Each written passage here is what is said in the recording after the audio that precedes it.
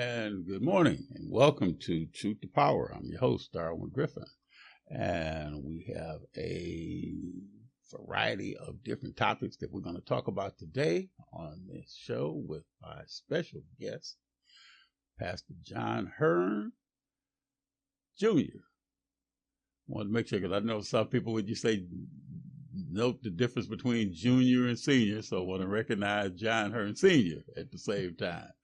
But again, with my special guest, John Hearn Jr., and I think that there's probably not too many people in the city of Inkster that don't know who Pastor Hearn is, as well as his church that's in the Garden City area. Correct, John? Correct. That's correct. And that's Great Faith Christian Faith Ministries, right? Yes. Okay, of Garden City, correct? Mm-hmm. Okay. And then you're also the I don't want to mess your title up, but you're also with the pastor of the Pastoral Alliance. Yes, I'm the president of the Inkster Ministerial Alliance and Vicinity. There's approximately 35 churches part of our organization. Okay. And you also know that I'm with the Western Wayne County NAACP. Right. We'd be remiss if we didn't mention that part. Exactly. You're serving as the second vice president. That's correct. Of Western Wayne County under the auspices of the president, who happens to be Gina Wilson Stewart. Exactly. Okay. And then I guess we got to give a shout out to Pastor Velma Jean Overman, who's the first vice president of Western Wayne County. Mm-hmm. But before we get started, as I think our viewers can see, we could sit up here and chit chat about a lot of different things. But oh, yes. it was so interesting because I know you've got a run to make once we conclude the show today. Mm-hmm. But I definitely don't want you to be remiss in taking care of business like you always do. Not just in the the Pastoral Alliance, but also in terms of Ministerial Alliance, but also with other things that you're doing in the Inkster and Garden City, area. Yes, sir. So, but before we get started, I just want to let our viewers know that many of you have contacted me and asked me about the music that we play that does the intro to the Truth to Power show. And that music is a song that's performed by the former members of Frankie Beverly and Maze, or Maze featuring Frankie Beverly, however you want to term it. But that music is from a group called The Music Forever. And as many of you know, Frankie Beverly passed away a couple of days ago. And I was talking to one of the persons that has co-hosted the show with me. Her name is Letitia Sharp. And she was going to, be on the show with us this morning. And we were going to talk a little bit about Frankie Beverly. As many of you know that grew up with Frankie Beverly, I mean, just the decades of music that he and the band members, formerly known as Maze, that they would go and they just did melodic tunes. I first saw Frankie Beverly when I went to the Taste of Chicago several years ago.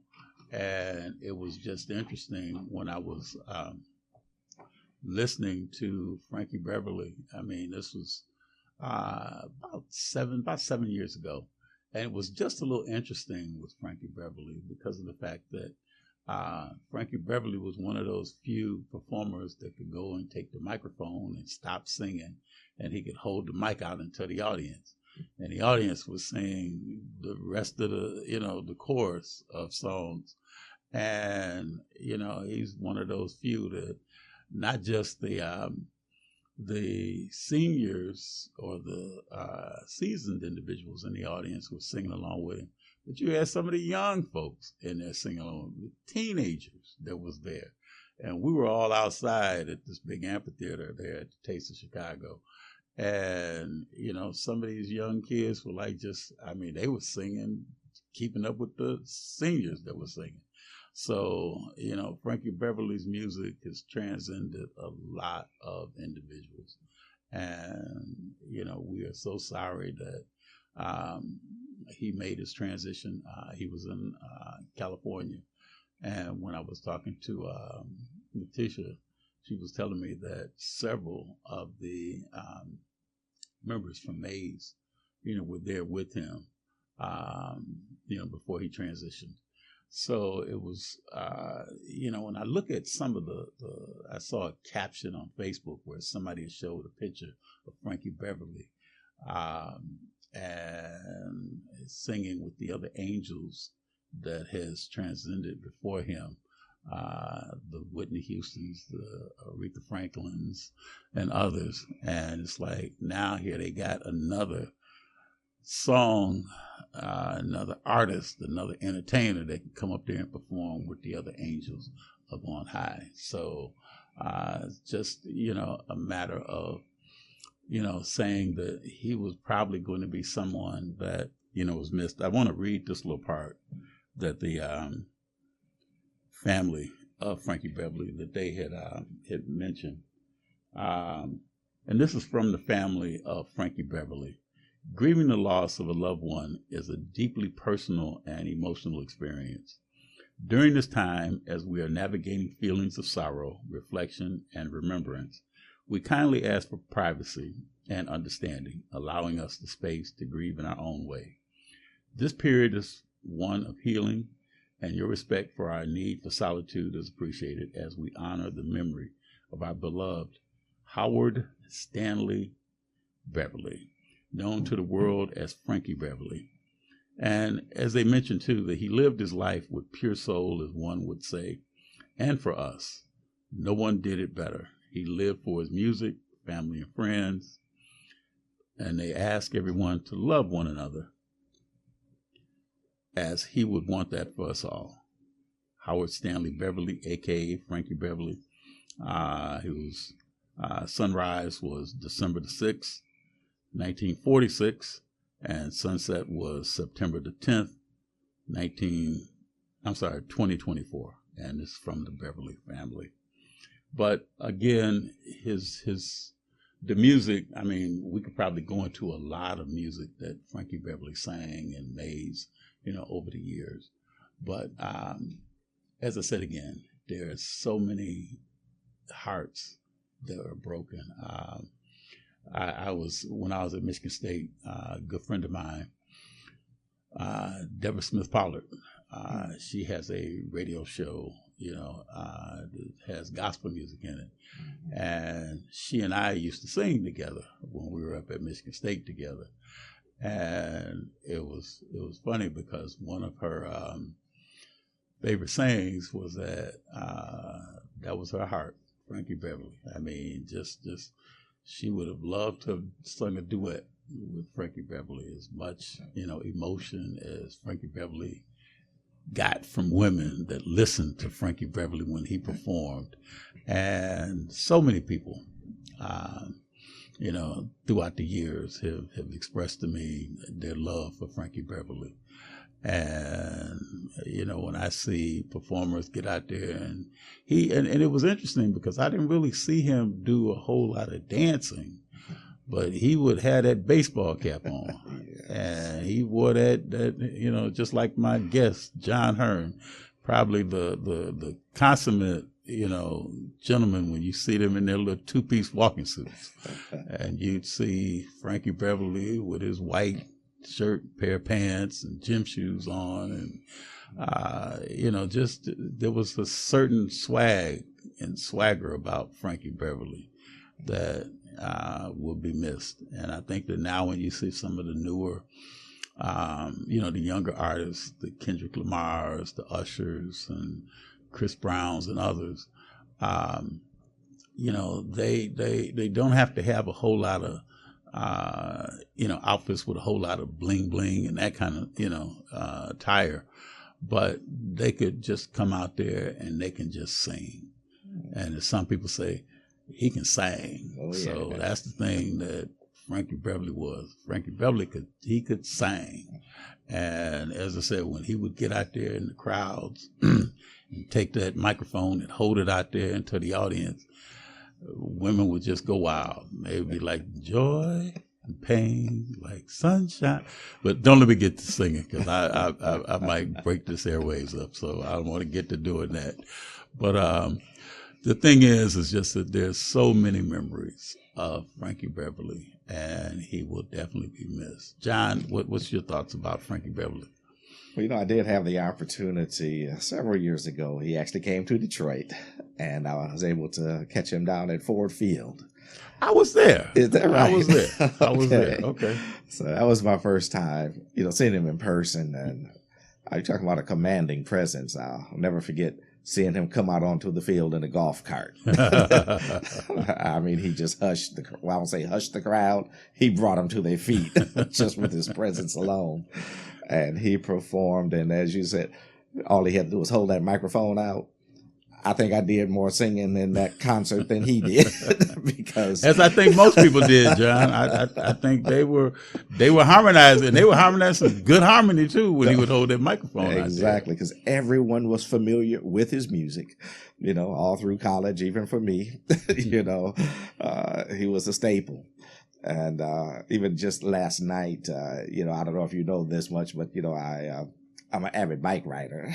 I did hear that. Okay. Well, I was out with the Detroit Slow Roll last night. Okay. And it was just everyone. It was probably about 500 of us last night. And some of the guys have boom boxes attached to their bikes.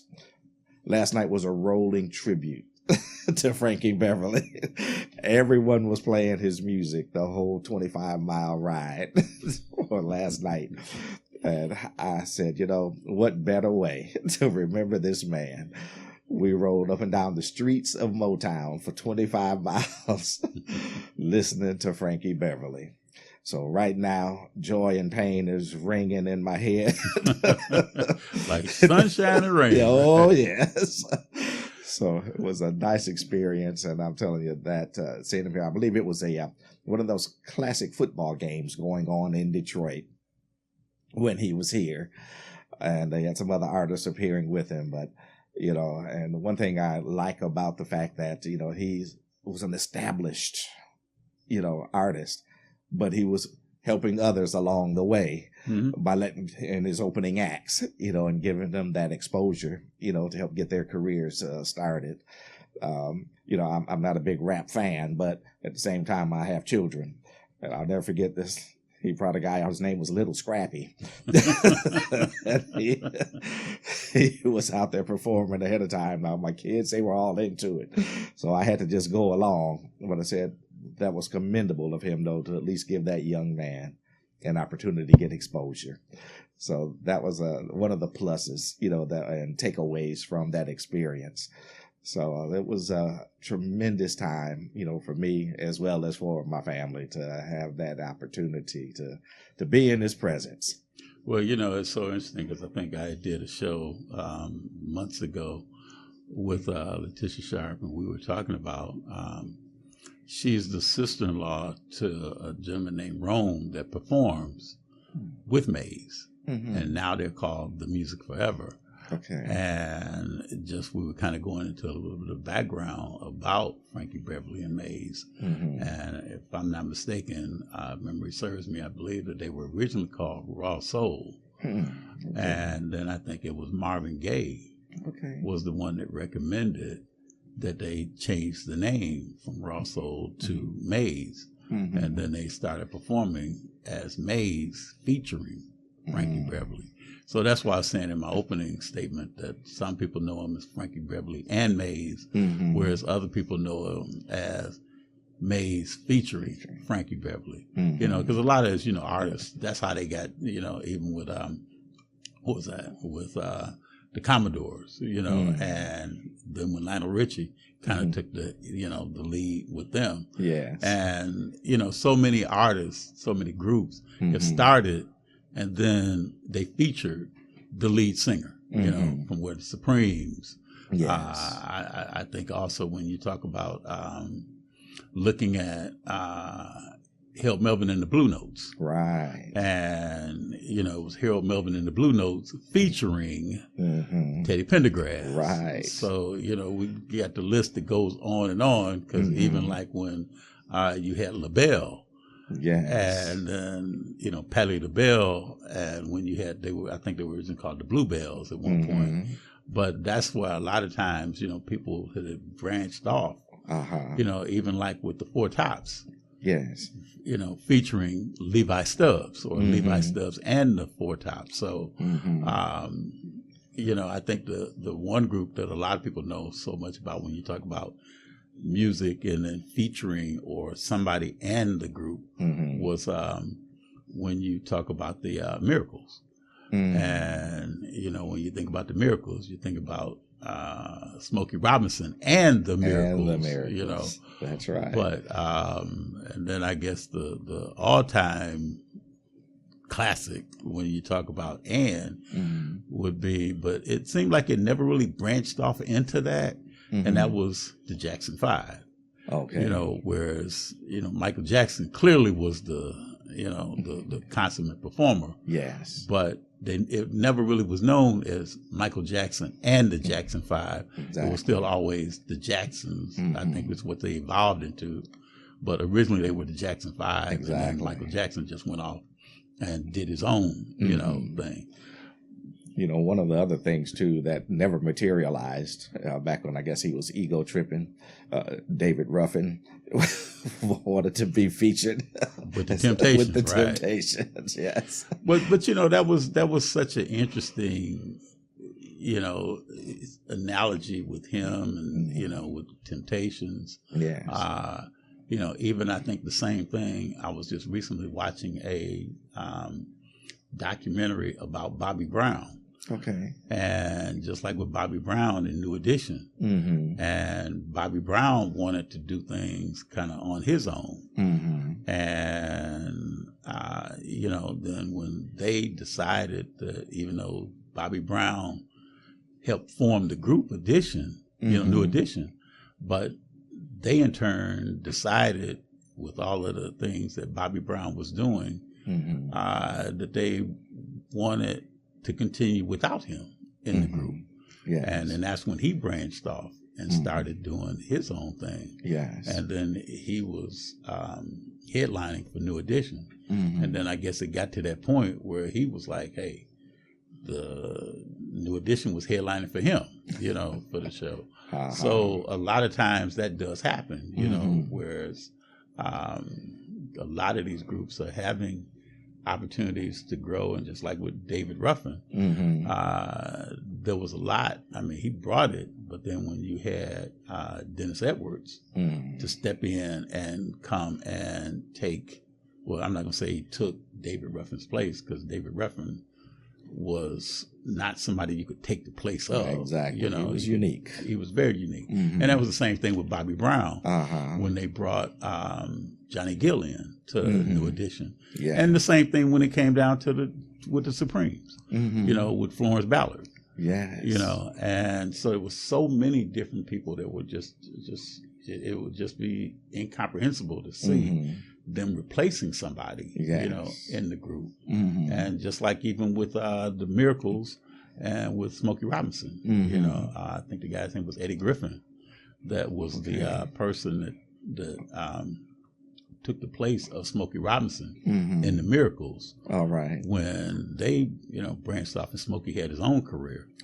But, you know, the evolution, especially like you were saying about with the Temptations, that was really an evolution, you know, from, you know, David Ruffin to Dennis Edwards. Yes. And I can't remember some of the newer, I think, you know, members of the Temptations, but Otis, you know, Melvin and Paul, and you know, and naturally Eddie Kendricks. So you know, you had so many that eventually, you know, wound up going off and doing their own solo careers. And then I think that the loss of you know, Paul, when he, you know, made his transition, but you know, and then I think Dennis Edwards, you know, is another one who will sorely be missed. Oh, absolutely. You know? But, you know, we talk about a lot of the singers that have performed, solo artists, even looking at Felipe Wynn when he was singing with the Spinners, right? And you know, that's something in terms of say that, you know, we definitely look at a lot of people here in the, you know, in our studio where we've got pictures of a lot of different performers and entertainers. But it's just sad when you see people that made their transition, but then the groups have evolved since that person, you know, that might have been the lead or the head singer, you know, made that transition and went on to, you know, to glory. But then at the same time, too, the band it's still going on and goes on. And we appreciate that legacy that they've left behind, too. I mean, Keep On Truckin' is still a song in my repertoire. With Eddie Kendricks, right. You know, and with Felipe, who can forget Sadie? You know, I mean, every Mother's Day, that song is always played. Exactly. I've even used that. I had to use that in a eulogy once. Just that song. There was a lady at my church. Her name was Sadie. I said, "What better tribute?" There you go. Don't you know we love you?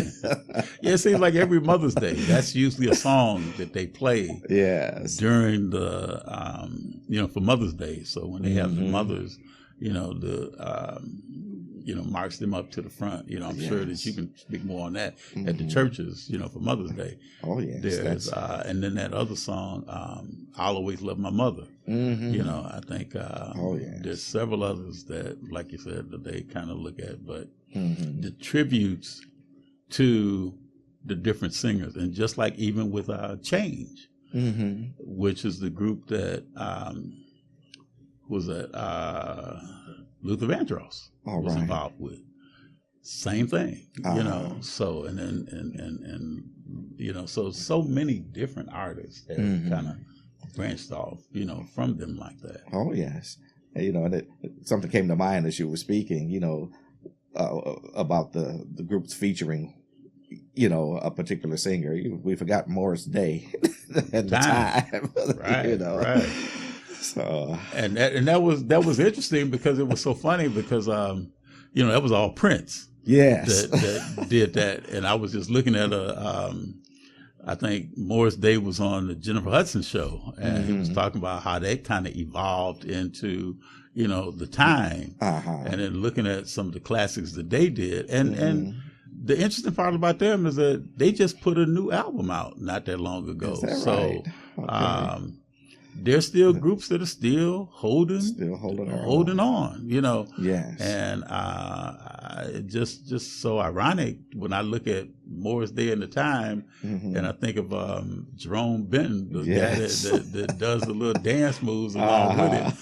I mean, that's the funny part about it, because I went to see several concerts, and I think the last time I saw Prince was he had his Musicology album out. And I was there at the at the Palace. And no, I'm sorry, at the what's it called, when they had the Silverdome out there. And when he was there at the Silverdome, Morris Day was the opening act for Prince, you know, when he came out with that Musicology album. And it was funny because I was looking at it like, everybody was like, hey, this is the concert right here. Just Morris Day and the Time. You know, just listening to them, you know. And that's the funny part with some of these concerts where you have people. I went to the concert that Anita Baker and Luther Vandross did. And Sinbad was the opening act for them. And Sinbad was commenting, saying that it was just funny that they were kind of like debating on who should be the opening act. Should it be Luther or should it be Luther Vandross? And, you know, and Sinbad was kind of making fun of them trying to decide who's the opening and who's the, you know, the headliner, you know, for the, you know, for that concert. But I think that when I went and saw him, Anita Baker was the opening act, and then Luther came on, you know, after that part. But you know, but I guess there's a lot of egos that are involved, you know, with a lot of that. So, in that industry, you're going to find that. You know, you're going to find that. You know, and it's not too surprising because talented people tend to have an air about themselves. So we have to take that for what it is. They are very creative, and they operate on a different level than the average Joe. That's so true. So, but and that's the thing. And I think we got to take a break in a minute. But it's interesting because that's the same thing. You, as with the Ministerial Alliance that you're involved in, there's a lot of reverends, preachers, pastors that have branched off from other churches, that they were involved with that left and started their own church. Oh, absolutely. For various reasons. So just like you were saying, the same thing, with entertainers that may have branched off and did their own thing and did a solo act on their own. Yes. You've got pastors that have done the same thing from the big mega churches, and they've, birthed other pastors, in their churches that have gone on and taken their ministry, someplace else. That's absolutely. And and taking it to a whole new level. There's a couple of local ones, right now, that I know their humble beginnings. Right. And we'll talk a little bit about that when we come back from our break. All right. But you're watching Truth to Power with my special guest, Pastor John Hearn Jr., and we'll be right back shortly.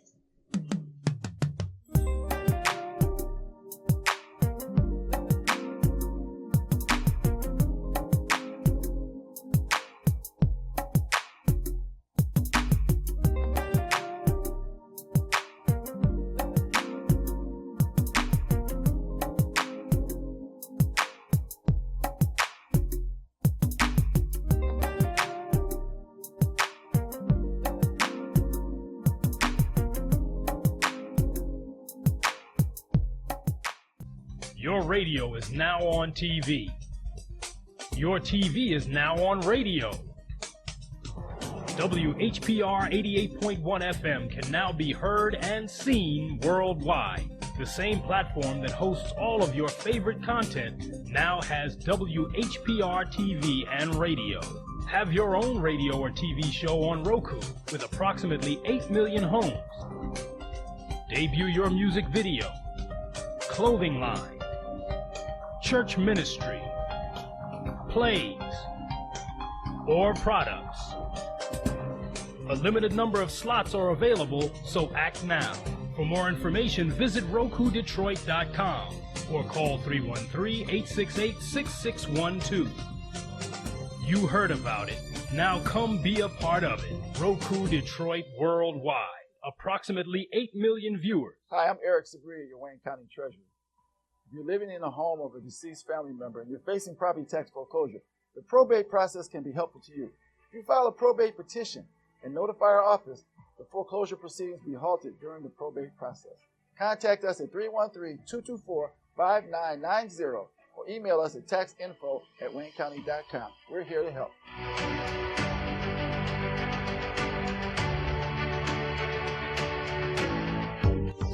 Have you ever wanted your own TV show?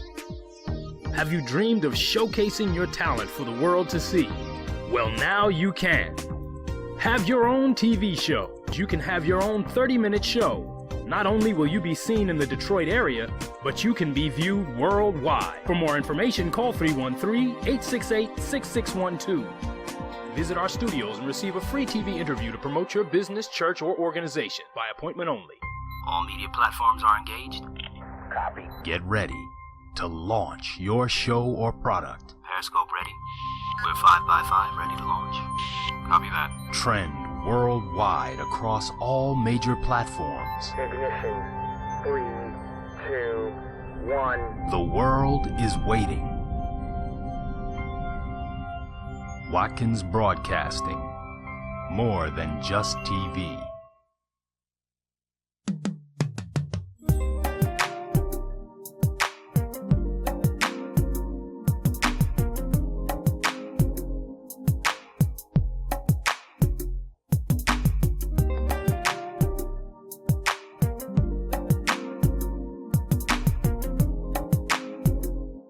Host Darwin Griffin, and I am very, very pleased to have in the studio with me Pastor John Hearn Jr. And we were just in the first half an hour, we were just talking about a lot of entertainers, a lot of singers, a lot of bands that have lost members that sang with them. A lot of people don't think about Diana Ross unless they think about the Supremes. They don't think about Martha Reeves unless they think about the Vandellas. They don't think about Smokey Robinson unless they think about the Miracles. The list goes on and on and on. But that's the same thing. And before we went to break, that's the same thing we talked about a little bit of. When you think about the churches now, you're thinking about the pastor of the church. Just as how when we talked about the sports, when you're thinking about the Chicago Bulls, you thought about Michael Jordan. Exactly. Just like when you talked about the Los Angeles Lakers. You got a variety of people you can talk about between Kobe Bryant, Magic Johnson, Kareem Abdul-Jabbar. And so it's just the list. And now when you talk about the Golden State Warriors, you think about Stephen Curry. Oh, yeah. So, and the same thing, just like even with the coaches of the teams, the coaches of like the baseball teams, the Sparky Andersons, the I forgot the gentleman's name just right offhand, Leo DeRochas, and other sports, coaches of different teams from the baseball teams. And then we can't really get into the Don Shula's. When you think of Don Shula, you think of the Miami Dolphins. So, we've got a lot of coaches, and now here when you think about the Detroit Lions, who do you think of when you think about the coach of the Detroit Lions? So, there's so many different, teams and entertainers and now pastors. When you think about the churches, because, when you look at our Fellowship Chapel, the first minister that comes to mind is Wendell Anthony. And when you think in terms of, say, about Second Ebenezer, first person that comes to mind is Bishop Edgar Vann. Yes. So, and the list goes on and on. So, John, that's something I was just curious. I know you said that you, preside over, I think you said about 20-some churches. 35. I'm sorry, say it again? 35. 35 churches.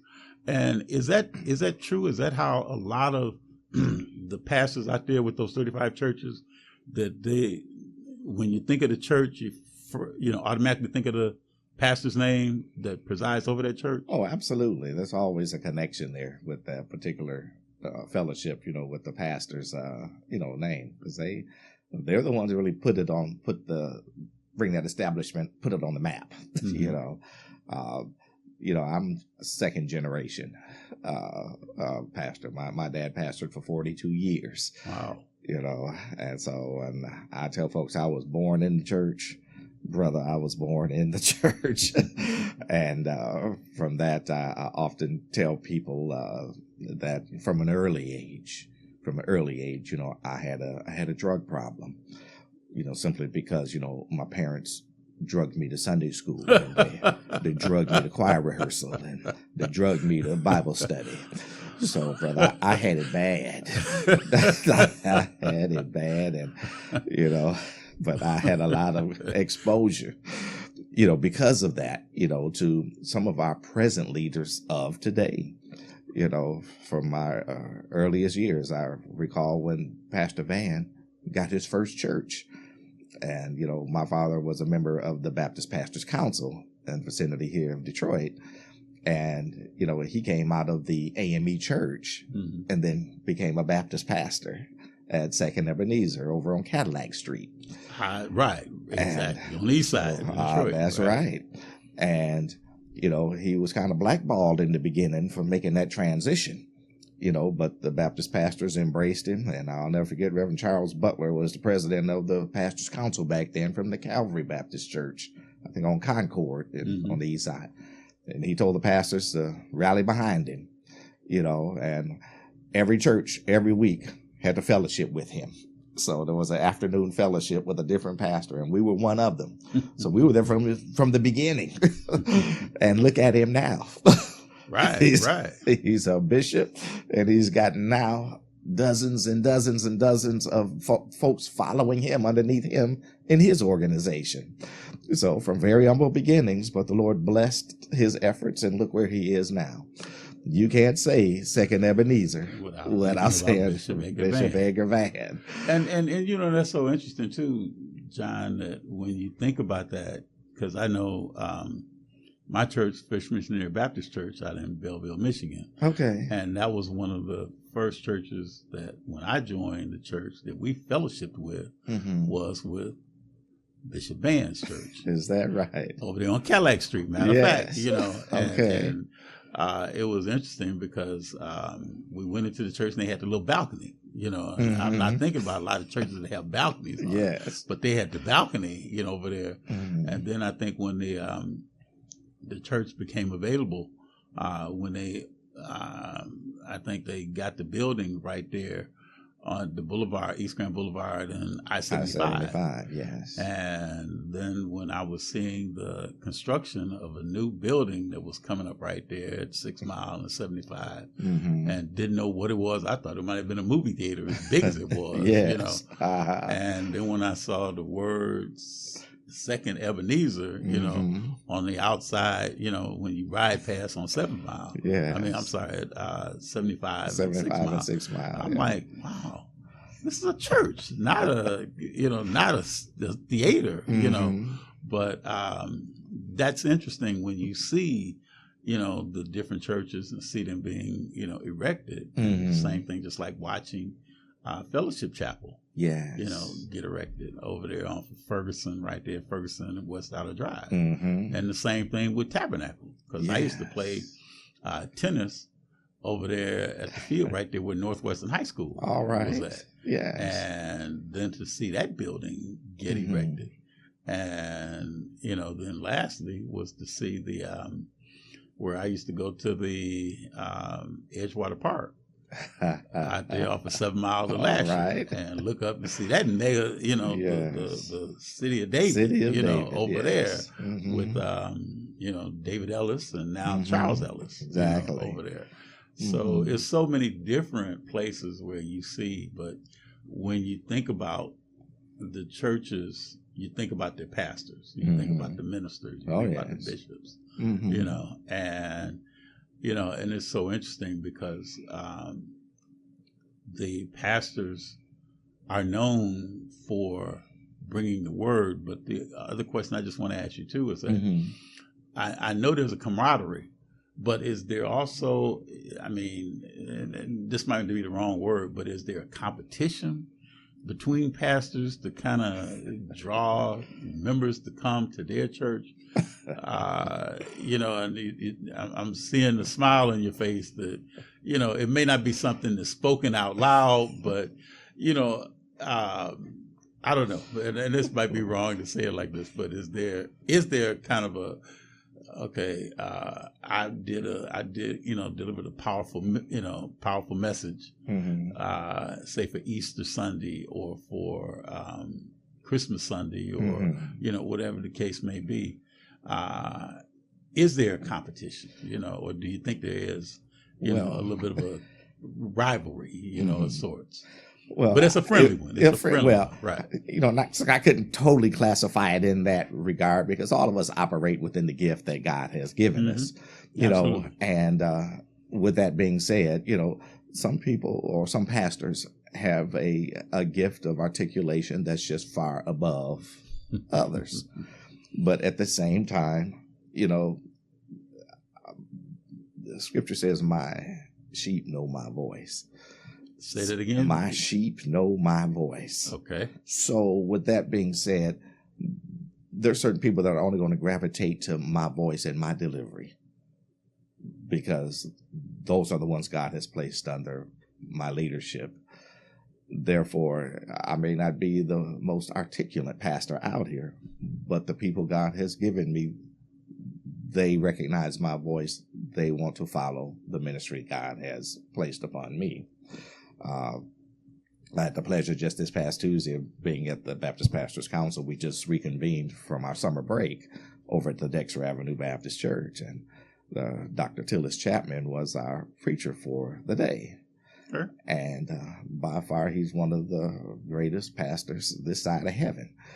and he literally preached the paint off the walls. Now, I would never. You say he preached the paint off the wall. Okay. And he's preaching to a group of pastors.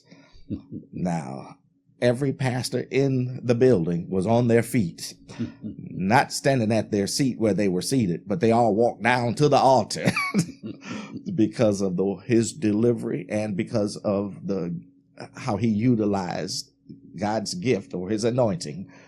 We couldn't hold our peace. You would have thought we were at a rock concert, but we did probably more yelling at him than he was preaching at us. But he's just that kind of gifted orator to where he can articulate God's word with such passion. You can't hold your peace. And you're right. You're right, John, because it was so interesting because a good friend of mine that you may know, Abina Hogan. All right. When she made her transition, during the days when people caught COVID. Yes. And when she made her transition, he delivered the eulogy there at her homegoing service. Yes. And he had people, and this was during the time when COVID was, rampant, and we all had to sit 6 feet apart from each other in the pews. Yes. But he had us rocking and swaying from side to side and clapping and, and he's a very, very good orator. Yes, he is. And my question to you, John, is when you want to get, how do I say it? When you want to get uplifted, what pastor do you listen to?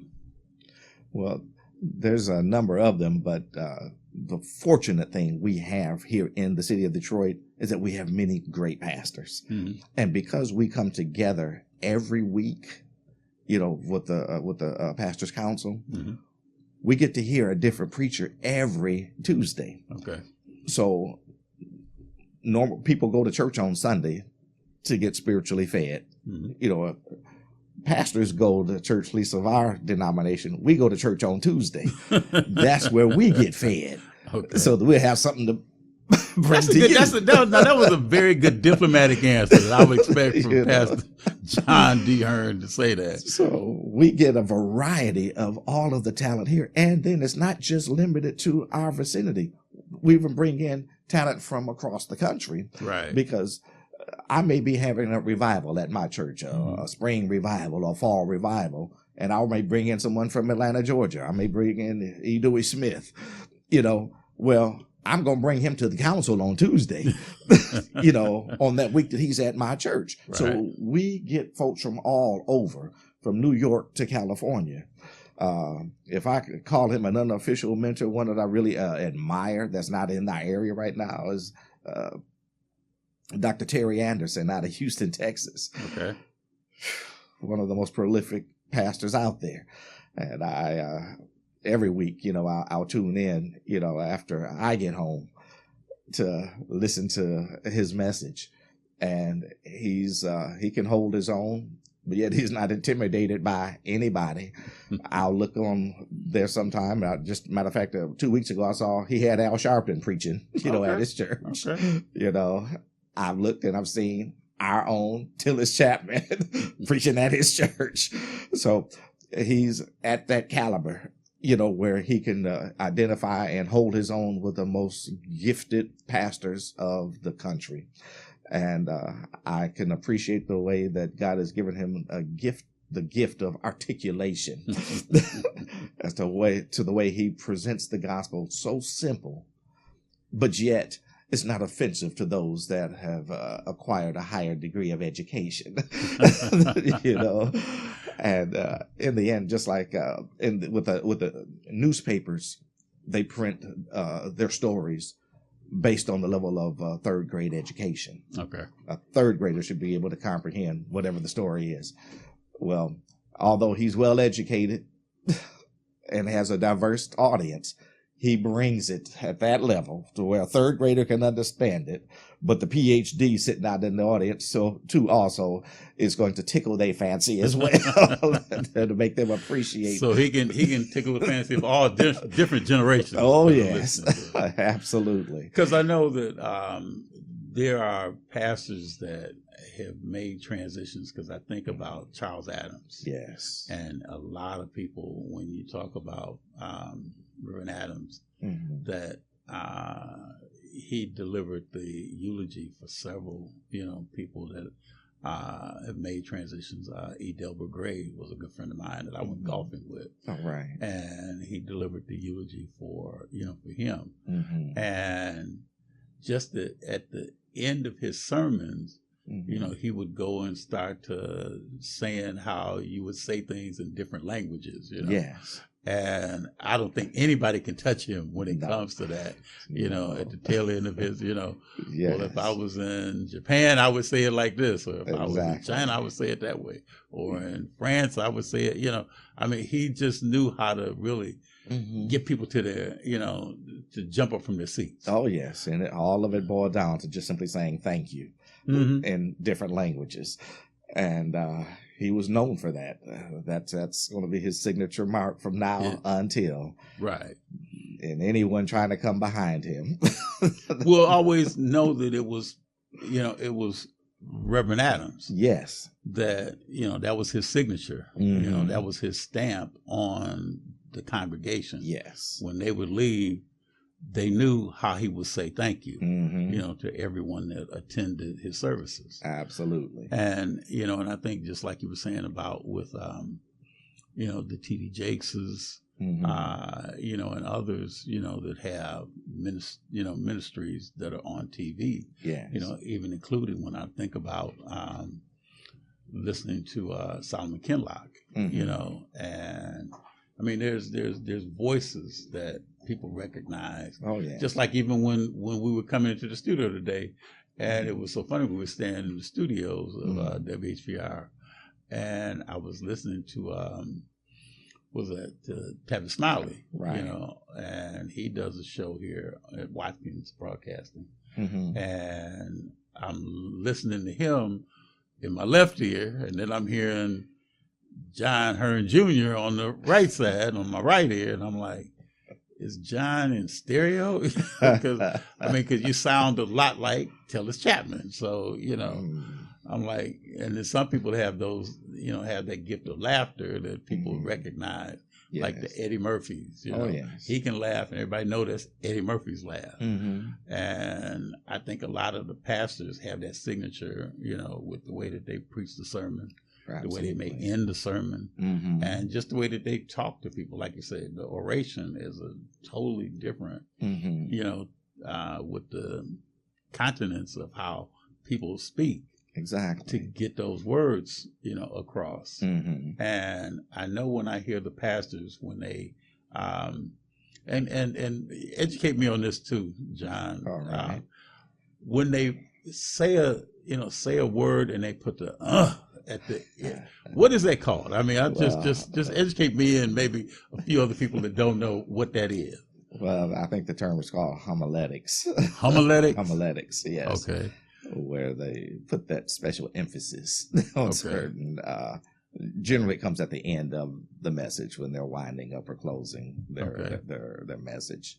And there are those that are gifted, they have that song in their voice that they can speak in such a way that it comes out, like it's a song, and it resonates with their audience. Yet you have others that simply want to hear just the straight word without any of that, and and you cross over from denomination to denomination, and you'll find that out. I had a program at my church once that because in particular my alliance that I'm over, the Inkster Ministerial Alliance of Vicinity, it is cross-denominational. Okay. So it's an ecumenical group. So I've got AMEs, I have CMEs, I got Baptists, I got Apostolics, I have even independent, non-denominational congregations. Every one of them operate on a different level. Okay. So my CMEs and AMEs, they tend to be more on the intellectual side. They may not want to hear all of that extra, on the homiletical end, but, and even some of the Baptist churches are like that. They're more conservative than others. And then you will have those that if you don't really put that extra song in your voice at the end of the message, they'll say, "Oh, pastor wasn't feeling it today." You know. So there's people that actually want to hear that. Oh, and yes. think that there maybe the pastor might not be quite on his game. on his game. You know, if they don't do it. and you know, and I was the point I want to make though is that I had a mixed audience one day. Okay. Now my people were rocking with the service, but there was another group that sat there, you know, literally stone faced. And I thought, oh, well, I guess the message is not resonating with them. But from their background, because they were actually Lutheran, Okay. we don't show any emotion until the end of the message. And then we will clap our hands, you know. I said, oh, so they won't show anything until you're finished. Okay. So you can't say it didn't resonate with them, but that was just their tradition of how they showed their emotion. Whereas in my church, I want to hear back from you. It's called call and response. You know, I'm going to say something. If it resonates with you, I want to hear you say amen. I want to hear you say, go ahead, preacher. Tell it like it is. I feed off of that. And it'll take me to a higher level when I'm getting that feedback from my audience. But it's not always like that. But, you know, it helps you, though, in your deliveries, because you know you are responding or getting a response from what it is you are articulating to your audience. And, you know, another interesting story, at least I think it is, but we have another great pastor in our city, Pastor Wayne T. Jackson. Great Faith Ministries. Yeah, right? Great Faith Ministries. Humble beginnings. But look where he is now. He started out with a small church in Inkster, Great Faith Apostolic Church, that he inherited from his father-in-law. During that time of transition, my parents, my father was a pastor, and we ran a daycare center at our church. Pastor Beverly used to work at our daycare center. And she and I worked together. We had a pickup and delivery service attached to our daycare service, so we could pick your children up in the morning. Oh, wow. Okay. And we'd take them back home in the evening. Okay. Well, I was the bus driver, and she was the bus captain, would take care of the kids, while I was driving to make sure they stayed seated. All during my college years, we worked together side by side.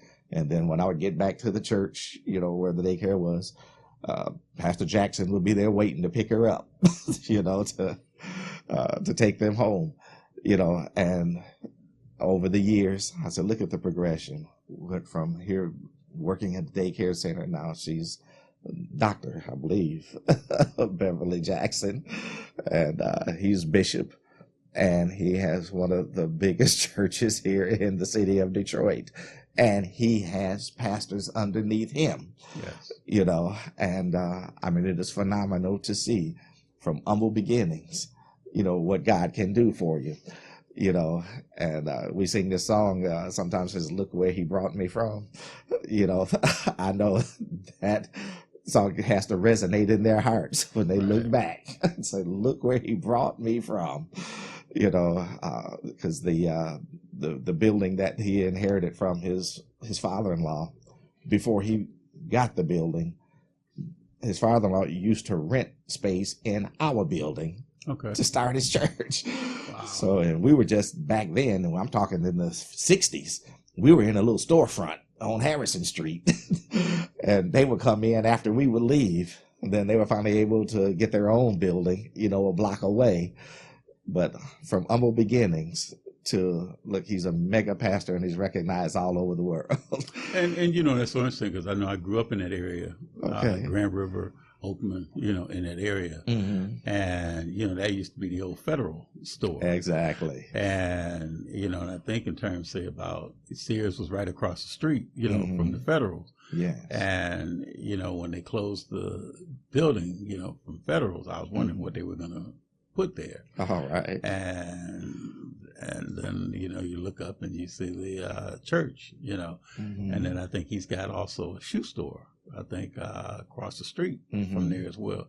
So, you know, like you're saying, from humble beginnings. Yes. And then see where they, you know, evolved into. Mhm. You know, the same thing, just like with Vanguard, with Edgar Van. Yes. And when you look at looking in terms of what other pastors have done Mhm. with their ministerial alliances, Yes. you know, they've grown. Mhm. And just like now, when you see with Charles Adams and with Hartford, now Mhm. you're seeing the seniors Yes. that have, you know, residencies Mhm. right there on Myers, there in Right. 6 Mile, you know, in Mhm. that area. And then we're getting ready to take a break in a few minutes. But then when we come back from break, then we'll look at Pastor John D. Hearn Mhm. Jr. and look at from your humble beginnings, like you said, Mhm. from transporting young people to a daycare and taking them back to some of the great things that you're in the process of doing Mhm. out there in Inkster, Michigan. All right. So we'll kind of go into that part when we come back from break. All right. You're watching Truth to Power. I'm your host, Darwin Griffin, with my special guest today, Pastor John D. Hearn Jr. And stay tuned, and he will come to his evolution in the Inkster Garden City area.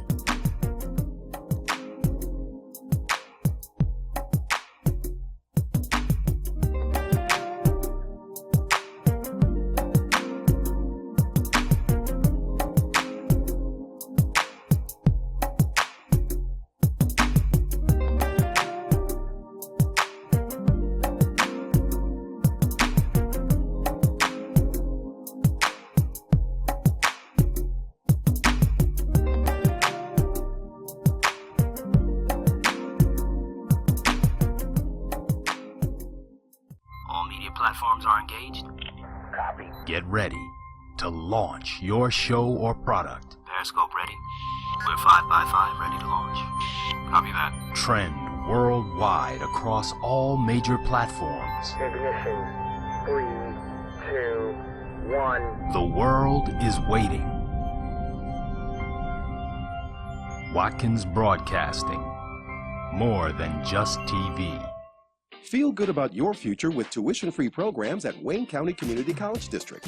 Whether you want to be in healthcare, computer science, the culinary arts, digital media, or robotics and automation for the next generation of vehicles, WCCCD has you covered.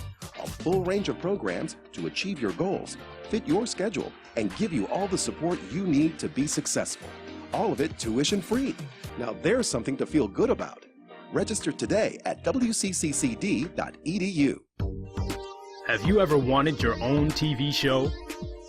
Have you dreamed of showcasing your talent for the world to see? Well, now you can. Have your own TV show. You can have your own 30-minute show. Not only will you be seen in the Detroit area, but you can be viewed worldwide. For more information, call 313-868-6612. Visit our studios and receive a free TV interview to promote your business, church, or organization by appointment only. Attention business owners. Are you ready to elevate your brand to new heights? Reach a dynamic audience with purchasing power by advertising in our women's magazine. Our pages are filled with compelling content that resonates with modern, empowered women. Imagine your brand showcased alongside inspiring stories, fashion trends, and lifestyle tips. Place your business ad in our magazine today.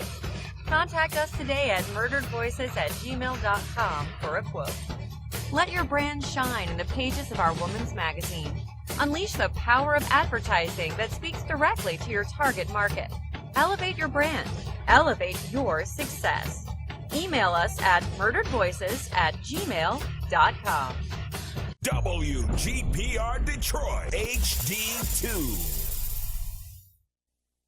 You're watching WHPS, Highland Park, Detroit.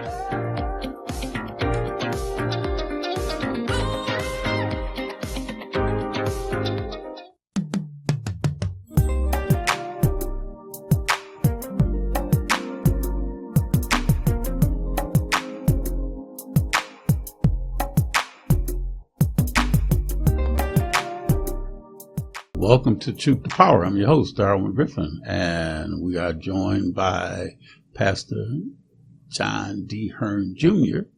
And John, where is your church located at in Garden City? It's located in Garden City on Marquette Street. It's just one block west of Inkster Road. We are directly behind the Santu and Son Funeral Home, which sits right on the corner. We are the first African-American congregation in the city of Garden City. And we've had a presence there now for nearly 15 years. Okay. And since we're segueing into the matter of first, now, your family, in terms, say, had the first subway? Yes, that's yes, I didn't know you knew that. Well, you had shared it with me. You might have forgotten, but you had shared that with me one time. We were having a conversation before. But, yes. But, you know, I could go back and say I do my research. But I don't want to say that part. But you did share that with me. Okay. Can you elaborate more on that part? Sure. Well, you know, from my earliest beginnings, you know, my parents were entrepreneurs. And my parents had a grocery store in the city of Inkster for 27 years. And I worked in the store along with my other siblings. And by the time I graduated high school, I'd become the manager of the store. And my parents asked me, said, well, son, you're the youngest of the boys. The others have made their decisions to move on and go to college. If we want to hold on to the business, it's yours to run. So you make the choice whether you want to go to college or run the business. So I said, well, I'm going to go to college. So they sold the business at that particular time. And my father took the proceeds from the sale and he started a finance company. It was called Trinity Church Finance, where he specialized in making loans to churches with first mortgage bonds. And he was the first, to my knowledge, first black broker-dealer in the country in this particular segment of business. He was registered with the National Association of Securities Dealers, the Securities and Exchange Commission, and the Treasury Department, and the New York Stock Exchange. And churches that needed loans or nonprofit institutions, he would issue first mortgage bonds to raise the money for their expansions or purchases of new property. So I just had to put that foundation out there to let you know the entrepreneurial bug was planted in me as a child. Okay. After school, I knew that I wanted to be my own boss because of the experiences I had already had, even when I was still in junior high school working in the family business. And I had a number of just menial jobs, you know, right after high school and college. And Doc, I kept getting fired from all my jobs for quote unquote overstepping my boundaries. Okay. Well, having your own business, you're used to making decisions, you know, and you see something needs to be done, you do it. But when you're working for somebody else, you got to go tell them, well, you know. You got permission to do those things. So I would just see things that needed to be done and do it, and then I would get my hand slapped and ultimately get ushered to the door. So I knew then I had to have my own business. And we fast forward, and an opportunity came up to where I found there were no Subway restaurants in the city of Detroit in the late 80s. Mm-hmm. And I had the opportunity to bring the first one here, and that was in 1989. And I opened up the first store at the corner of Woodward Avenue and Warren, right across from Wayne State University. And it became the #1 store in the country overnight. Wow. It was very, very lucrative. And when I saw what was happening, I immediately laid the foundation for expansion. Purchased 2 more franchises and opened one at the University of Detroit. And then from there, I opened one up in the Harbortown development on East Jefferson. Okay. From there, right here in the city of Highland Park, I opened one right here at Woodward in Manchester, in the shopping center. And I purchased an existing unit in the city of Taylor on Telegraph and Gardner Road. So I had a total of 5 locations going, and went very well for a good 10 years. Solid growth and solid income. It was a good run, you know. But in everything that you do, it's almost I think it's Kenny Loggins, or is it Kenny Rogers? You got to know when to hold them, when to fold them, when to walk away, when to run. The gambler, right? Yes. So the handwriting was on the wall that it was time to get out. And in particular, because of this particular thing, during that time I opened up, Coleman Young was still mayor. Okay. And I received tons of support from the city with my businesses in the city of Detroit. And one of the things that he had in place under his leadership was gas stations could not have restaurants. And, you know, in the city of Detroit, the majority of their gas stations, you know, are owned by other ethnic groups. And they started to notice the amount of volume that I was doing in my particular locations. And they wanted to add that to their product offering at their gas stations.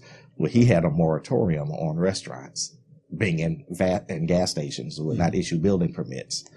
But upon his retirement, the next mayor lifted it. And that was a direct threat to all my locations, because now I have to compete against a guy selling gas, lottery tickets, milk, and bread. He can spread his costs out over more items, right? Whereas I strictly can only sell sandwiches. So I was at a competitive disadvantage, and I recognized it early. So at that point, it was time to get out. So after 10 years, I got out, and I actually retired before I was 40 years old. And from there, after a couple of years of just letting my hair grow long, I started working with my father in the finance company. Okay. And I got my securities license, my Series 7 license, and started working with him. And through that operation, you know, he had been doing that now for over 20 plus years. And here in Detroit, he did the first church he did was on 7 Mile, the Church of Our Father Baptist Church on East 7 Mile. He provided the financing for that institution. The Ross Hill Academy on Elmwood, on the east side of Detroit, right, provided the financing for that. And the People's Baptist Church on McDougal, he did that one as well. Outside of that, the majority of his work took place out of the state, and mainly in Chicago. Did many churches in the city of Chicago. Did the Chicago Baptist Institute. And even as a sidebar, if you remember, several years ago, there was a big scandal in the National Baptist Convention where the president had to step down and for embezzlement. And it caused a big commotion, you know, within the religious community. Mm-hmm. The creditors came in to get their money back, you know, that was embezzled. And we were in a position to be able to bail out the convention and keep it out of foreclosure through our finance company. So those are just some of the things that, you know, we were able to do over the course of the years it was open. And we also financed our own. We had 2 charter schools, one in the city of Inkster and one in the city of Westland. Okay. The Thomas Guest Academy was founded by us as well. And after my dad retired, he turned the company over to me, and I began working it, and that was where my transition from being a businessman to being a preacher came into being. I recognized that there was something strange was laying on my heart, and I couldn't figure out what it was, but I realized it was a call to ministry. And I'm meeting with pastors all the time in this line of work because I'm making presentations to them about helping their programs. And I remember going to Florida, and I was meeting with these pastors, and one of them came up and said to me, "Son, you know you've been called to ministry." And my response was, "Oh, no, I know." I said, "What you recognize is just this presentation I'm making is one I copied from my father, so you're just seeing him through me, because I'm using his words." And there's one bishop, he said, "No, I've never been wrong when I recognize the anointing." So I shrugged him off, and I get to the next church and meet with another pastor. And we're getting ready to go into the meeting, and the pastor pulls me into a side room and says to me, "I had a vision." And I said, "A vision of what?" "You've been called to preach." I was like, "Here you go again." I said, the preacher I just left said the same thing. She said, "No, I see you." She said, I see you running this company. I see your face on magazine covers, and I see you going to a whole nother level in ministry. And once again, I shrugged it off and went on about my business. Ran into the first pastor again a little while later, because I had to come back and make another presentation to him and his people. And he says to me, he said, "Young man, I've never been wrong in recognizing God's hand on somebody." He said, "Now, you're in denial right now, but you're going to call me one day and tell me I was right." And I'm like, yeah. We'll see. A couple of months later, I'm down there back in Florida, because I was doing several jobs down there. I was doing 5 of them at one time. And I'm riding with another minister in the car I had rented, and he was showing me the plot of land that he wanted to develop. So we're riding along a highway in the car, and we're on a 6-lane highway with a median in the middle. And in the distance, we could see a tow truck coming towards us. And I said, "Oh, y'all got a lot of broken down cars in this city." So we shrugged it off. But then there was a Jeep on the back of one of the tow trucks, and it fell off.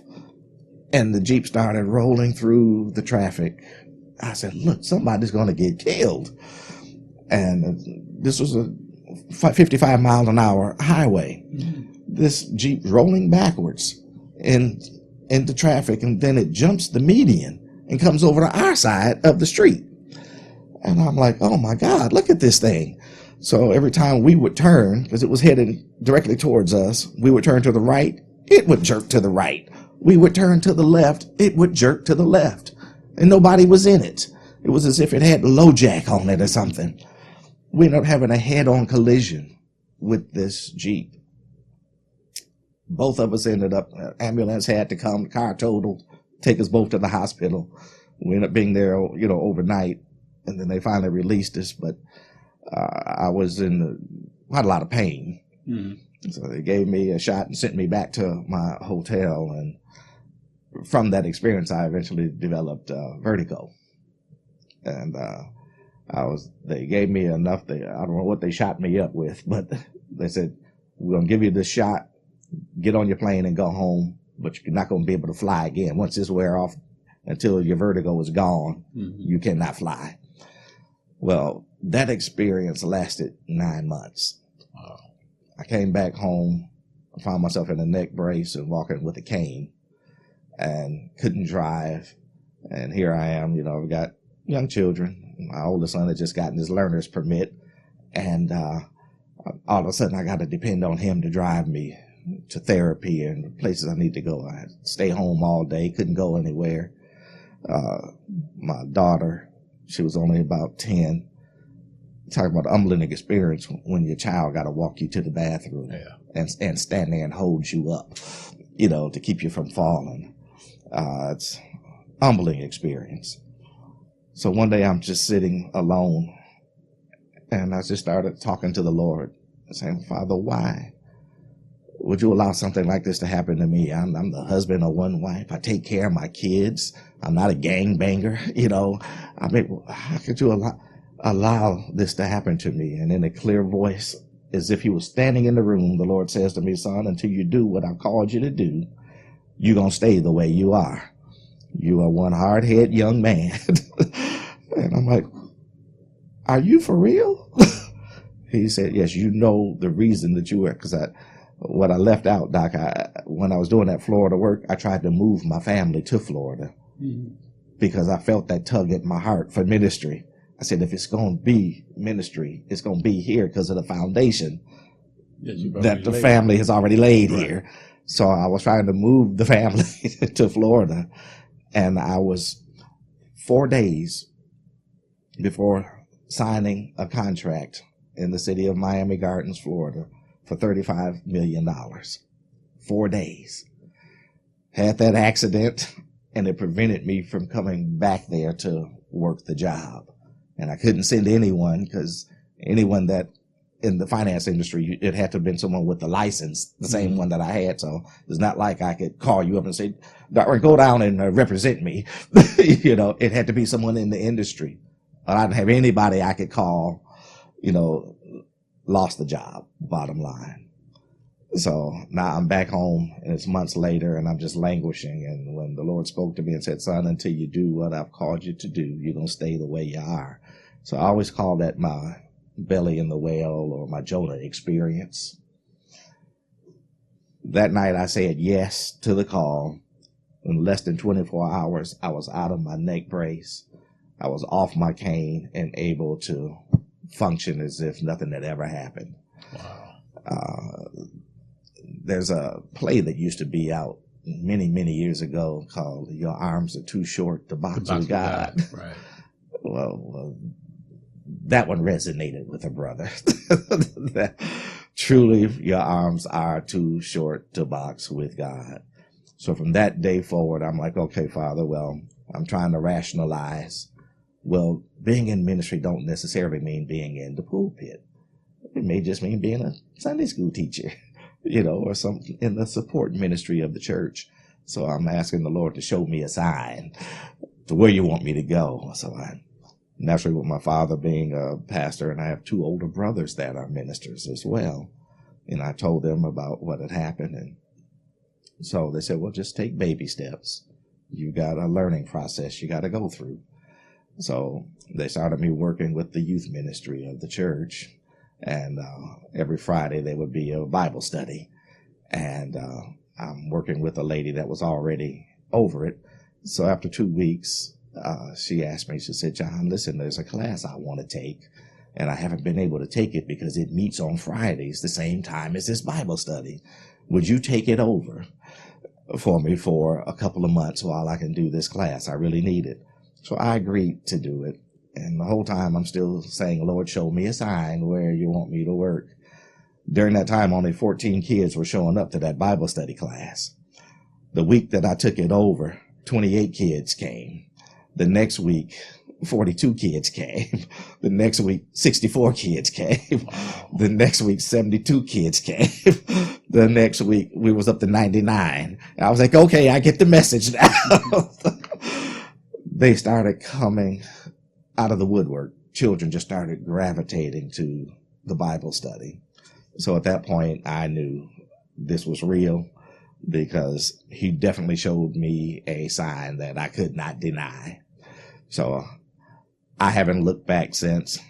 I ended up becoming the associate minister to my oldest brother, David, at the church, and was assisting him for several years. And then, unfortunately, he passed away 13 years ago. I'm sorry to hear that. And I ended up becoming the senior pastor, you know, from that day forward. So that's my story in a nutshell. Just how I got here today. So the old folks would say I wouldn't take nothing from my journey. When I look back over it at this point, my brother David, my oldest brother, knew he was going to be a preacher when he was still in high school. My brother Gary, he knew he was going to be a preacher before he got out of high school. They went head on into ministry following my dad. Me, he let me get into my 40s before he put that call on my life. But now that I look back on it, I've got more life experience because he let me, quote unquote, sow my wild oats, you know, during that time, to where even though my brothers, had a 20-year jump start on me.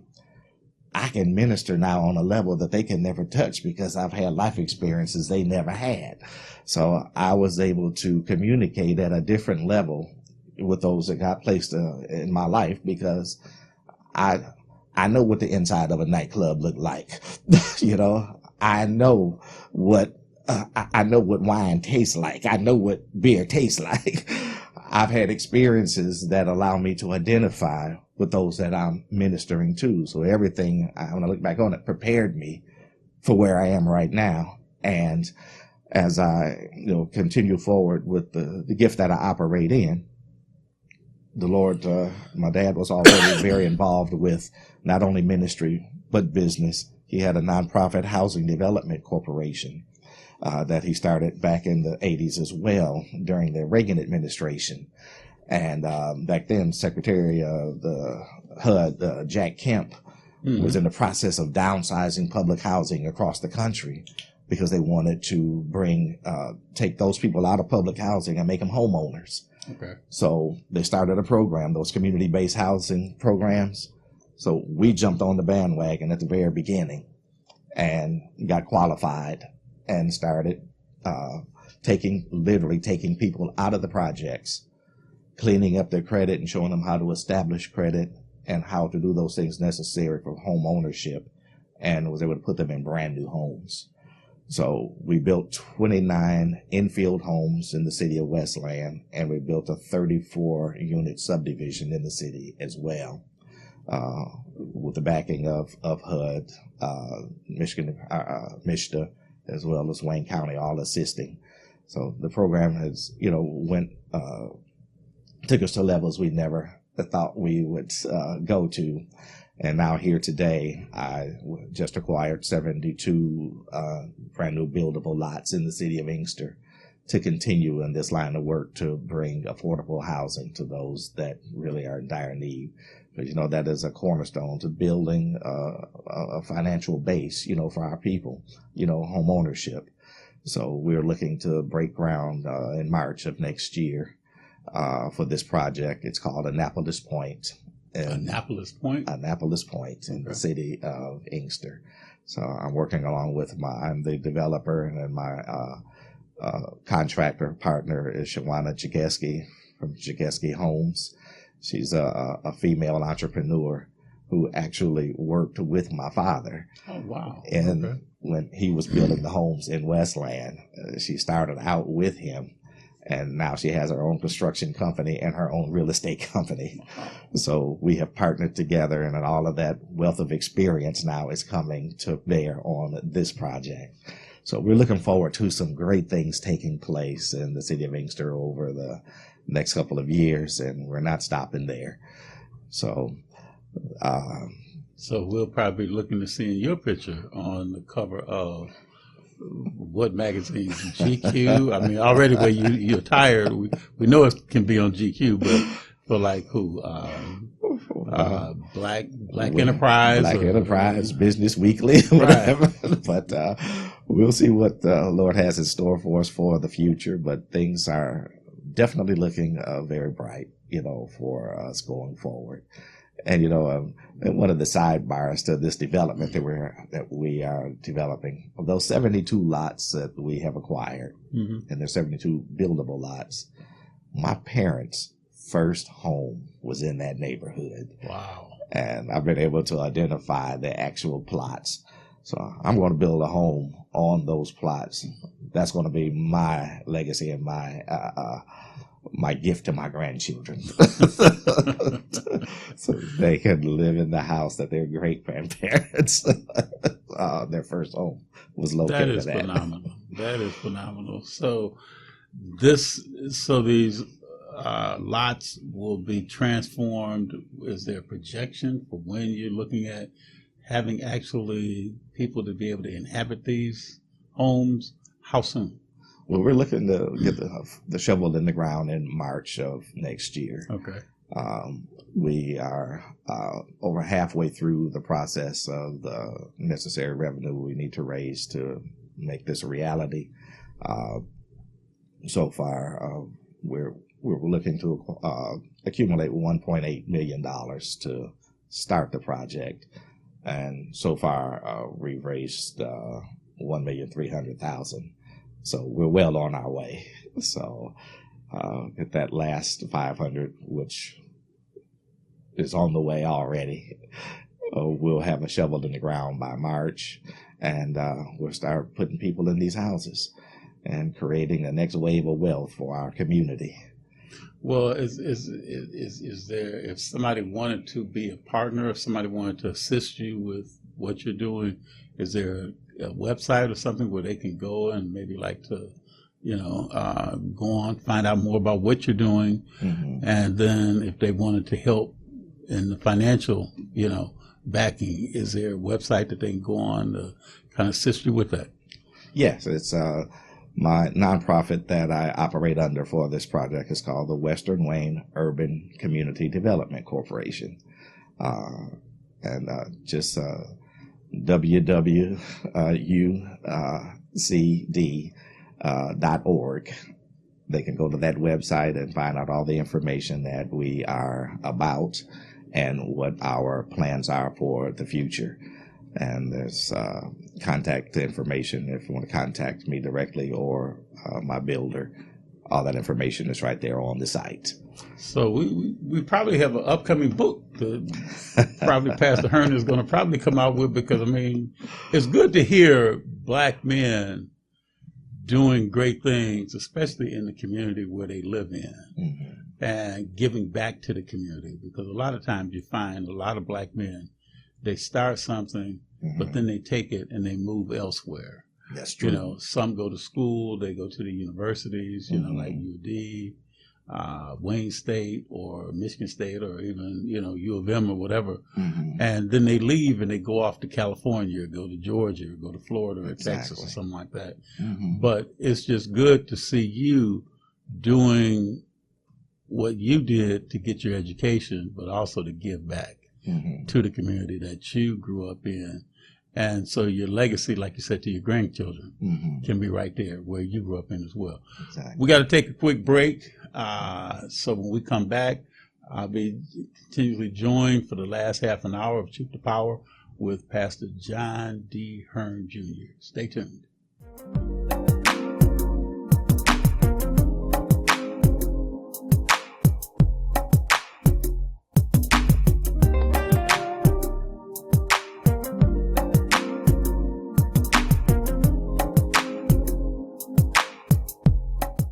Your radio is now on TV.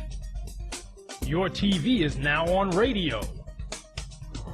WHPR 88.1 FM can now be heard and seen worldwide. The same platform that hosts all of your favorite content now has WHPR TV and radio. Have your own radio or TV show on Roku with approximately 8 million homes. Debut your music video, clothing line, church ministry, plays, or products. A limited number of slots are available, so act now. For more information, visit RokuDetroit.com or call 313-868-6612. You heard about it. Now come be a part of it. Roku Detroit Worldwide. Approximately 8 million viewers. Hi, I'm Eric Sabria, your Wayne County Treasurer. If you're living in a home of a deceased family member and you're facing property tax foreclosure, the probate process can be helpful to you. If you file a probate petition and notify our office, the foreclosure proceedings will be halted during the probate process.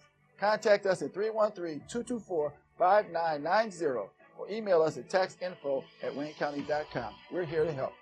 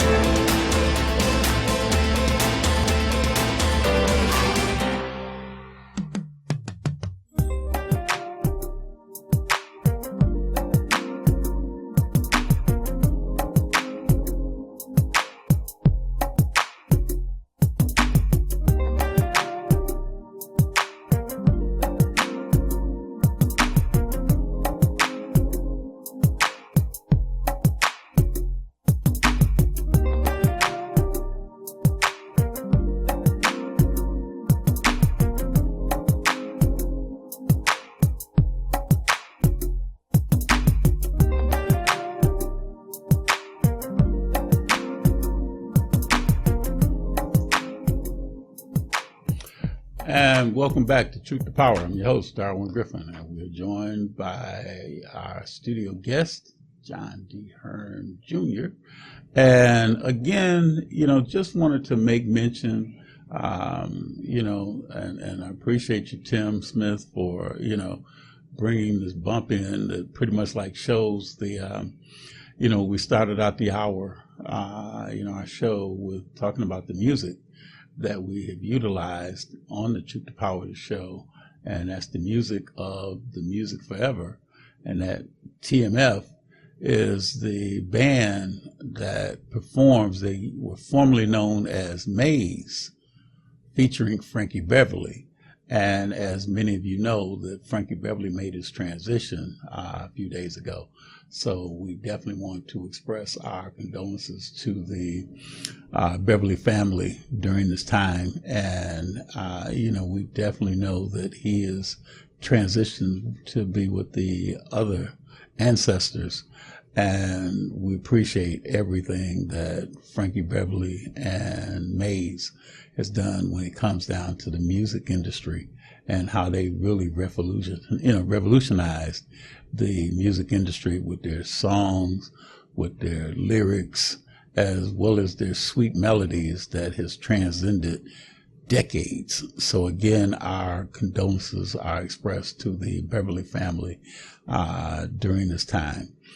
But also just wanted to make mention too, before we get into the last part of our conversation with Pastor Hearn, is that we also lost another person that was a pioneer when it comes down to the film industry. And that was James Earl Jones, who was probably the voice that a lot of people recognize, especially when they think about the Star Wars movies and think about Darth Vader. Mm-hmm. And then there's a lot of other entertainers from Kevin Costner, Denzel Washington, and numerous other entertainers that have also performed in movies as well as on TV with James Earl Jones. And the thing is just that, Kevin Costner, was talking about the movie he did with him called Field of Dreams. And so there's so many different people that, can pretty much like echo how he was a consummate performer, and his voice, the inflection on his voice. I mean, when I would hear documentaries and hear his voice on documentaries, it's like you just automatically knew who that voice was.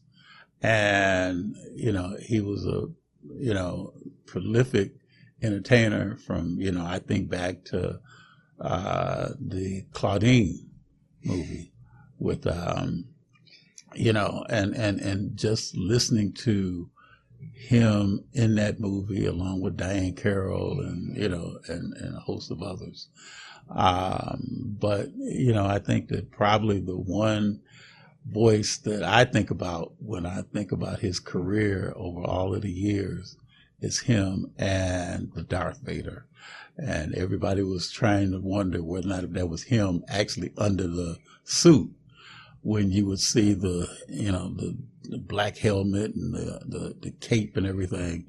Is that really him under that garb, or is that somebody else? But he, as I said, when you heard his voice, you automatically knew James Earl Jones. So again, he made his transition last week, and we are definitely going to, miss him, at the same time, along with Frankie Beverly. So, and that's the one thing that sometimes I kind of dread when it's the end of the year and you start seeing I think the word is in memorial of all the entertainers and public figures and celebrities that have made their transition. And I know every year, Pastor Hearn, when I see that, there's always somebody that I didn't know made their transition, and I'm like, I didn't know he or I didn't know she made their transition. And, but I think the thing is that looking at what they did, I think they took and they lit up part of the, I think the Empire State Building when James Earl Jones, when he passed away, that they lit up the building, with that. And I think that just like there's probably going to be a lot of people that will probably, speak to Frankie Beverly and the contributions he made to music, that they'll probably, remember him in something, either through song or maybe, during a concert or something like that they'll do the same thing with. So just like I was looking at the information when Tim Walz became the vice presidential candidate, under, in terms of under Kamala Harris, right? That something I didn't know about Tim Walz, as governor, he named one of the streets after Prince. And not only did he put this bill out to name the street after Prince, but he also signed it in purple ink. All right. So, he wanted to make sure everybody knew about the Purple Prince and, and that kind of thing. But there's a lot of different ways of how they, remember people. And sometimes you try and give the person their flowers when they can appreciate them. Exactly. And I know, John, you've probably done many, eulogies and presided over many homegoing services. So, as you know, there's a lot that you can say about a person, but then there's a lot more that you wish that you could have said, Absolutely. But just don't get an opportunity, to say. But good, John. Well, with that statement, the real time is to do it while they can still hear it. Right. The real time to give those flowers is while they can still smell them, and with the number of homegoings, as we call them, that I've had the privilege of presiding over, one thing that I just know personally is that I don't want no flowers at my funeral because I can't smell them. So don't bring me any. And if you really feel the way you feel while you're standing over my body, let me hear those words while I can hear them, and not standing there over an audience that, that will not totally resonate with, because it's not about them. But I want to hear you love me right now rather than you saying it when I can't hear it. And I see all of that emotion, pouring out at that point. And those that I truly feel for, and those that I know that are really sincere at that level of grief, are those in particular that were caregivers and stepped up to take care of that person during that of their demise, when that incurable disease or sickness had overtaken them, and they're there every day. Now that's love, right there. You can have 15 siblings or brothers and sisters. Let mama get sick or daddy get sick and need somebody to be there every day. Only one of them gonna step up. Only one. The other 14, they're going to pay lip service. I would, but I got this job. I got to get to, I got to go, my lodge is meeting, so I can't come tonight. My sorority got this thing going on. An excuse for every situation not to show up at the demise. And what happens, it happened even to me. And I'm not saying anything negative against I have one brother and a sister now. But what generally happens once that person does transition, well, they know the one that really loved them was the one that showed up, the one that helped them. And majority of the time, they will leave everything to that person. Right.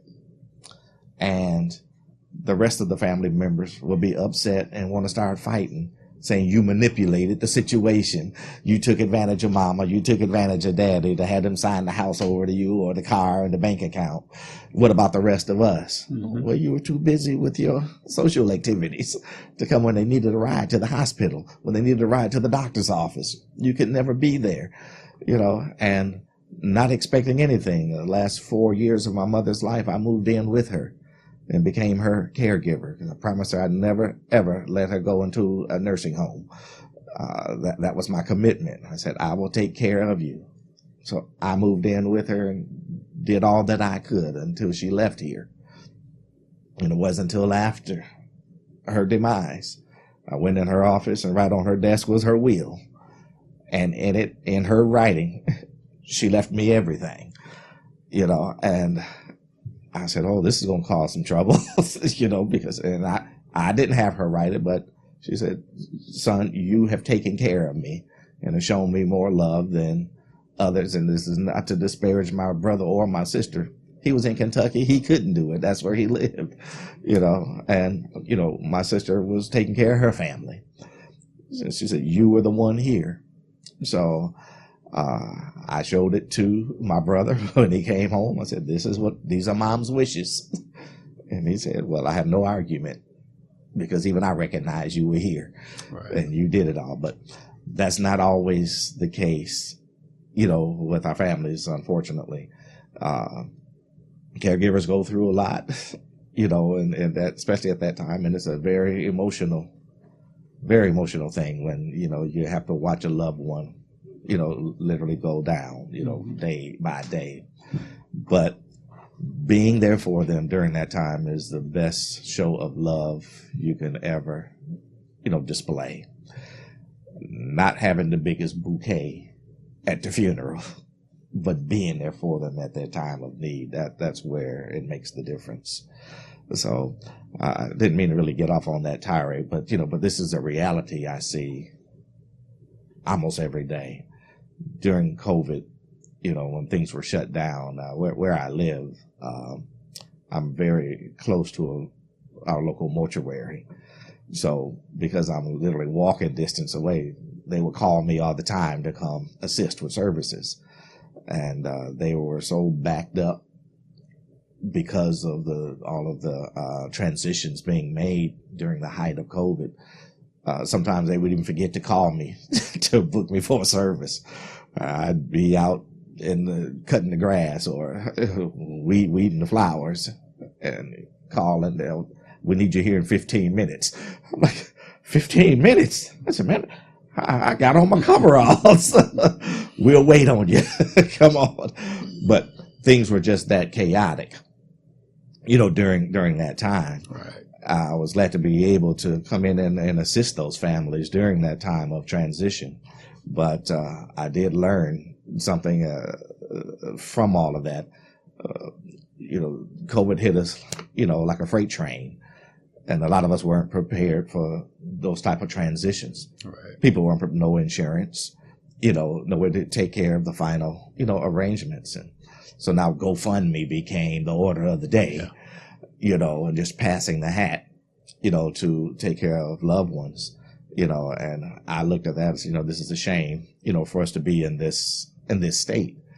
So just here recently, after just witnessing just that alone, I personally said, this is a ministry opportunity right here. This is a ministry opportunity outside of just saying ashes to ashes and dust to dust. Well, just last month I applied and took the examination. Now I have my insurance license. Oh, congratulations. And I'm not letting nobody come my way without being asked if they have life insurance. So at least that they can bury their loved ones with dignity and take care of themselves, and not have to depend on social media to take care of, your final needs. So that's a need that's out there, and I'm not trying to put a plug in on the air for that, but that's another ministry level that right now I'm ministering to, because I see it firsthand how we are not prepared. And you've been to my church. Now, right next door to me is a funeral home. Right. Caters to another nationality. But I see the difference when I go there to do services and when I do the ones in my neighborhood. Right. They are prepared all the way down the line. And here we are passing the hat to the folks in the audience trying to take care. Right. That's something that we truly, truly need to, look at, and it comes down to part of our financial literacy as well. But John, that's something that, we have to prepare for the future and not just live in the present. Exactly. And see, that's one of the things that, is great hearing the entrepreneurial spirit that resides in you, because that's something that I know the show that comes on after mine with James Torrance, that's one of the things that he covers. He's talking about entrepreneurs and getting that entrepreneurial spirit, and bringing the entrepreneurs together, because you, like you just said, you're not satisfied with just doing one thing when there's other things that you could be called to do by God, as well. Oh, yes. So, with you having getting into the insurance arena and letting people know about not having insurance, not being able to cover burial or funeral arrangements, for someone. And then, like you just said, you may have to go into a GoFundMe or people that may be down there at the morgue, and they're waiting for the burial, insurance to apply so that they can take them to a funeral home or to, a crematorium or whatever the case may be. Exactly. But it saddens me, and I'm sure it does you as well, to not see people have that being able to be taken care of then compared to like trying to go and ask somebody for something later. Exactly. And so just like you were saying, it's best to always get your flowers when you can smell them, when you can appreciate them, absolutely, as opposed to after the fact, and then you not be able to go and recognize that this is a funeral and a homegoing, and even to hear the music, because I know I've been to several homegoing services where they've gone and I got a CD from a friend of mine who said this was her father's favorite music. Okay. And she had this, it was like about 10 songs on this CD. And I'm like, this is good, some great music. But she was saying, this is what he played every day that he was alive. And that's something that and just like my cousin, Barbara Banks, when she made her transition when COVID first hit, because I think right after COVID hit, I think about 5 months after COVID hit, she made her transition. And one of the things that she loved was looking at Dancing with the Stars. All right. So it was interesting how in her homegoing services, that's what we talked about, Dancing with the Stars, and how much she appreciated. And the same thing with my aunt. Lois Grace, she loved Dancing with the Stars. So, it's good to have that. And it's just like we need to tell people what we like, what we appreciate, our favorite colors. Yes. And it might even kind of segue into the last little part of, we've got about a few minutes left, but looking at the debate. Yes. The presidential debate, and knowing about Kamala Harris being a AKA, in the sorority. And their colors are pink and green. So that sometimes is what happens with people. They may want to be adorned in something with, may want to even have gym shoes and pearls, for Chucks and pearls that, is being touted over and over. But John, just real quick, and our last minutes, and it's really been appreciative of you coming on the show with us today and express a lot of, what you've done and what you're doing. And hopefully God will continue to bless you with doing more and more things, in the community. But just your quick thoughts about the debate. What did you think? How did you think the debate went? Well, overall, I thought the debate went very well. It gave us an opportunity to see where both candidates really stood. We already had a good idea about the former president, what his, position was. But it gave us an opportunity to see Kamala Harris and for what she truly stands for as a presidential candidate. And the thing that, there are pluses and minuses in the respect of the issues that were discussed, as to who won this point or who won that point. But the thing that's getting the most attention and the most buzz right now is the immigration piece, dealing with the individuals that are coming in from our third world countries. And, there's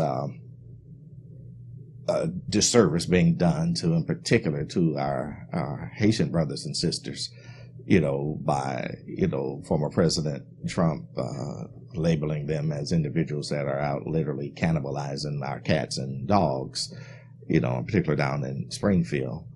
And, I don't know if you are aware, but, for 30 years, my church, under my father's leadership, we had an orphanage in Haiti, and we adopted 50 children that we raised into adulthood there in Haiti. And I've made several trips there myself, and I have 3 adopted Haitian daughters. And I have, because of my parents' involvement, a minimum of at least 8 adopted brothers that they took care of and actually brought here to the States. And during my entire experience of going there and them being here, they eat chicken, they eat steak, they eat hamburger, they eat the very same things that we eat. Never did I see a dog or a cat being put on a plate to be devoured. And if you've ever been there, and if you've ever seen those stray animals that will walk around, they so puny there's no meat on them to devour, because they're scavenging, trying to make it for themselves. Right. You can literally count their ribs, when you see the animals that are there. So that's a disservice to paint them, in that picture. These are some very entrepreneurial people.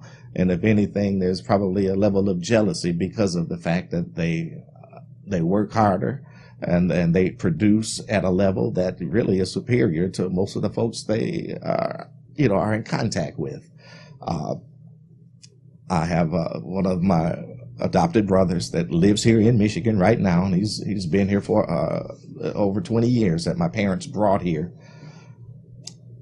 He is a medical doctor right now in the city of Ann Arbor, running a urgent care clinic. Now, you give them an opportunity, they will seize it. He came here and he got his medical degree, and he's doing well, and his oldest son now just got accepted to U of M. Wow. So, Congratulations. The first young man my dad brought here, Billy, he went to Florida Memorial and made it through his first 4 years, and he aced every class that he took.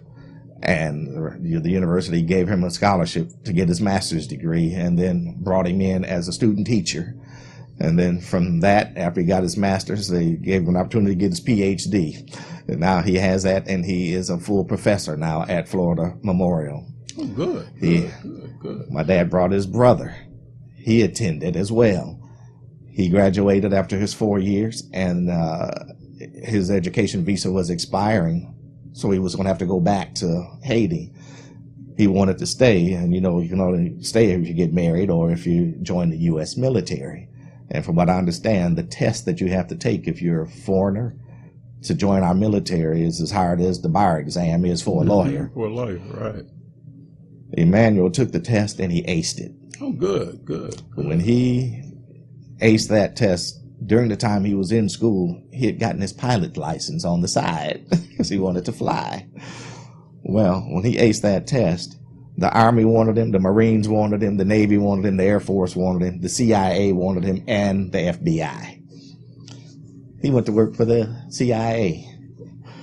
And back during the time when we were trying to find Saddam Hussein, they had him all the way over there in Iraq dropping bombs. Wow. in an unmarked CIA plane. And that's so interesting, because when you just in the few minutes we got left, it's interesting because when former President Trump made that statement about the person that was over the Taliban and showed the picture, saying that we showed the president of the Taliban showed his picture of his home. And it was kind of sounding a little bit like people said it was kind of gangster. Yes. Him saying that because of the fact that they were like, oh, well, we know where you live. We can get you anytime. And just what you mentioned about, flying over and being able to, to see that person's home right there when you flying over, and you know you've got a cadre of bombs in your plane or something like that. So, but you know, I'm just thinking in terms, say, just real quick, John, as we wrap up. I don't know whether or not there's going to be another debate. I know that there's a lot of talk about possibly seeing if the Trump, you know, administration is going to, you know, agree to that. But, you know, the main thing, we just want to make sure that everybody understands November the 5th is an important day. Yes, it is. That if you haven't voted before, either absentee or voted early voting, to make sure that you do exercise your voice and get out there and vote. Oh, yes.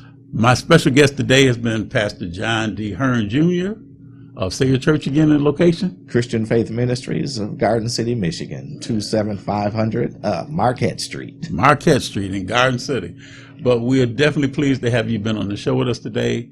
Our sympathies, our condolences are expressed to both the James Earl Jones family, as well as to Frankie Beverly's family as well. So again, you've been watching this episode of Truth to Power, and we make certain that you let somebody know, as Pastor Hearn said, don't tell them that you love them after they can't receive it.